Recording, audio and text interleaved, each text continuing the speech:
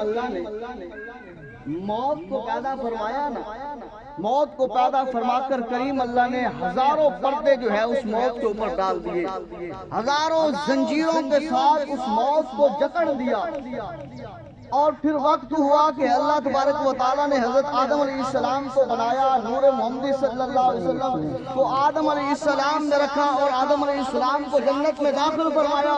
پھر کریم اللہ نے فرمایا اے اسرائیل، تجھے موت پر تسلط دیا جاتا ہے، تو موت کو اپنے قبضے میں کر لے۔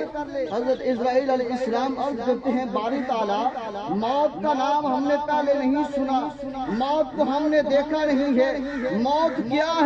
اللہ تبارک و تعالیٰ نے عجائبات کو اٹھایا، پرتوں کو اٹھایا۔ جب موت کو دیکھا تو روایت میں ملتا ہے کہ 1000 سال تک فرشتے جو ہے وہ بے ہوش رہتے ہیں۔ جب ہوش آتا ہے پکارتے ہیں یا ربنا خلقت الخلق، کریم اللہ کیا موت سے بڑا بھی کوئی چیز ہے؟ موت سے بڑی بھی کوئی چیز تو نے بنائی ہے؟ اللہ نے فرمایا فقال اللہ تبارک و تعالی انا خلقتکم وانا اعظم من ھذا، کہ اے فرشتوں اسے پیدا کرنے والا بھی میں ہوں اور میں اس سے بڑا ہوں، میری رحمت اس سے بھی بڑی ہے، میری رحمت اس سے بھی بڑی ہے۔